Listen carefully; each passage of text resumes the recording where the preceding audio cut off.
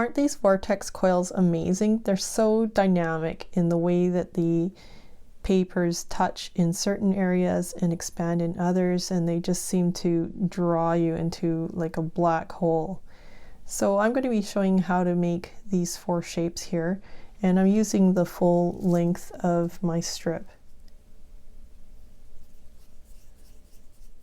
So I've just coiled the entire length of my strip and slid it off, and I'm going to pinch into a marquee without releasing any of those coils. And I want to use as much force as I can. And do you see these points on either side? I want to really pinch them sharply. And if this is hard on your fingers, perhaps what you could do is put it against your table and use another object to push down on it so that you really get a good squeeze. So now I'm going to release it, and before I do, I'm going to set with my fingers, I'm just going to set the triangular shape that it's going to start unraveling to.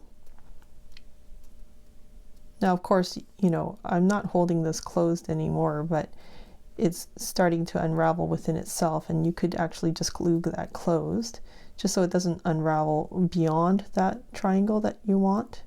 So I'm just going to gently put that corner up against the rest and glue that part closed just so that all that work doesn't come undone.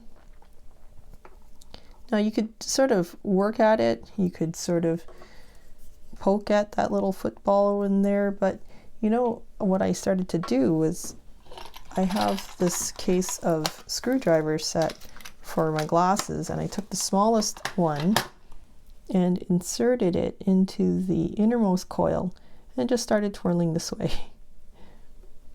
Now sometimes my coils are so tight in there that it's hard to get the screwdriver in there, but if you're lucky enough and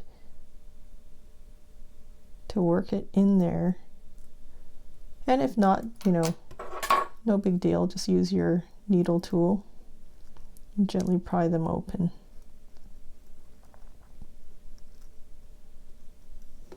And you can see that the vortex takes shape there, and if you actually start to turn the innermost coil with your fingers like that, you can actually accentuate those coils.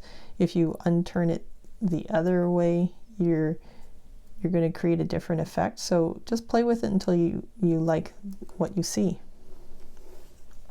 So the square and the diamond are actually the same thing. It's just purely the way that you pinch and elongate one area more than another, and you can actually force the diamond into a square. So really they're kind of the same thing.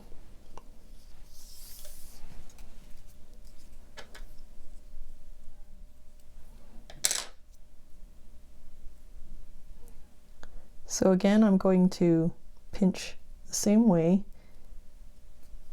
and really give those corners a squeeze. Now, when I unravel, I just need to keep in mind I want to unravel it into a square. So it tends to want to go into a triangle like that, but I need to kind of tease it into a square.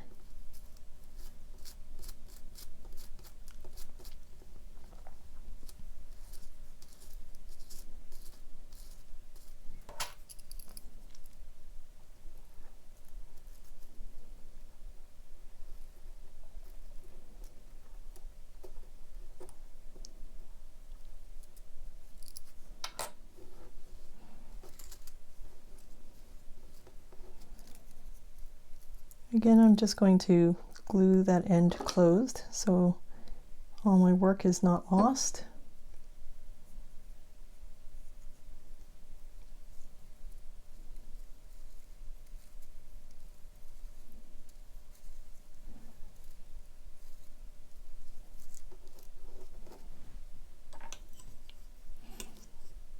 Now you'll wonder, how did I get from there to there? Well, you know, it actually took a bit of work, because you see how it wants to keep wanting to be a triangle on the inside, so I basically had to make sure that all my corners are aligned. So just keep teasing it out until you get the square shape from corner to corner, from the outside corner to the inside corner. What I also found helpful was to use the next size screwdriver up in size, and then I can unravel a bit more readily, because as it opens, then the smaller screwdriver has no way of turning it after that. So now comes the tricky part. I want to pull aside some of these corners so that they're all aligned.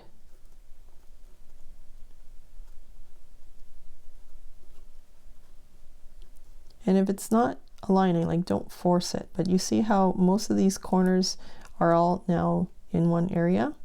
So at that point, I'm going to leave my needle tool in that corner as I pinch again. And what this pinching does is re-accentuate the corners.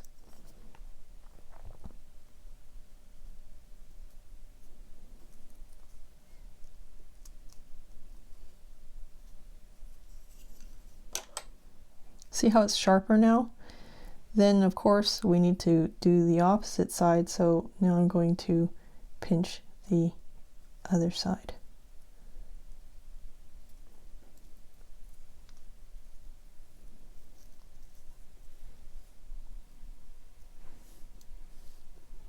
So that's a square, and of course you just need to play with it a little, and there you have a diamond. Now for the circular shape, I have to admit it was actually hard for me to get it into a perfect circle because we've done so much work to crimp the edges.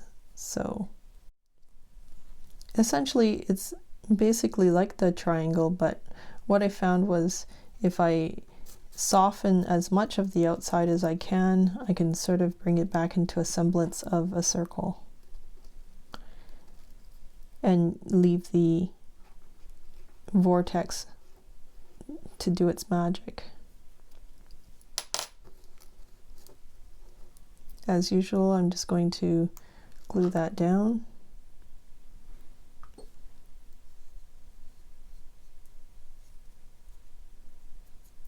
And you see the vortex is already happening.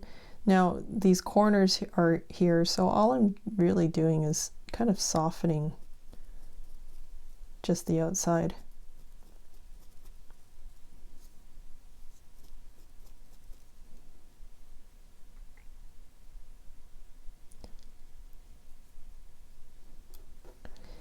And then what I did was I just took another strip of the same color and I actually wrapped it around this shape, and then I glued it together, put it into my circle template and let that dry. So this was actually in the 16 hole with this piece all around it. So to just kind of reinforce a little bit of a circular pattern.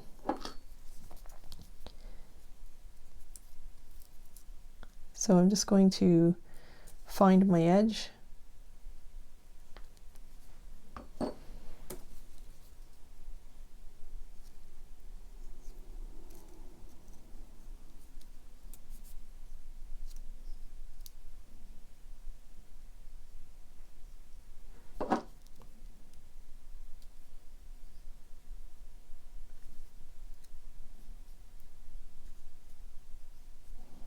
Now it didn't give me a perfect circle the way I would have wanted to, but I just find it softened up the edges a bit.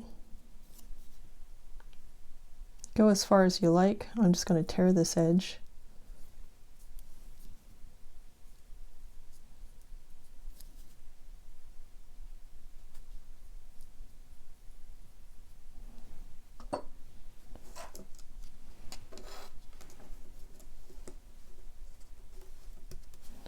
And just let that kind of cure in there. When it comes to gluing these shapes, can you imagine hell of a time that you're going to have gluing a tornado down. So I'm not sure if all of you guys know this technique, but basically what I would do is choose the side that you enjoy most. So sometimes, because of the way I inserted the strip into the tool, maybe I might have marred one side more than another, or maybe you're doing a piece and you want all those innermost coils to be all facing the same direction. Whichever side that you choose the bottom part of that coil. If I like the way that this side looks, then I'm going to do what I'm going to do next on here. So do you see where all those coils are all touching one another? I'm just going to apply some glue right across that ridge, a very small amount.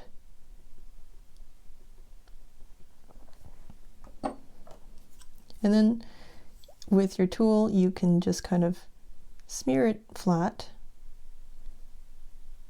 and try not to, you know, destroy all those coils that you just took so much time to make.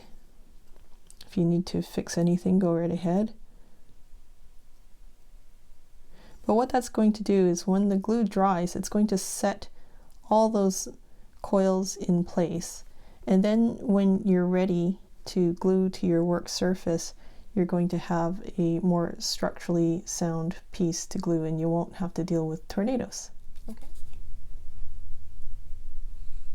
I always smear my glue flat so that any of the excess glue doesn't pick up on the sides of your quilling and show anyone where those glue petals are. Now here's the first coil that does not have any glue holding together. So I'm just going to show you what I mean by tornadoing. So I'm pressing down to make sure that all my edges are being touched by that glue. So if you try to pick this up now, watch what's going to happen. All that work that you just did. So even if you were to pick it up from the middle, it doesn't matter, it's still going to tornado out like that. So that's no fun. So here's the coil that I have added some glue to the bottom, and that's dried now. So all those coils are all secure. So let's watch what happens when we put that one down into our glue puddle. There we go.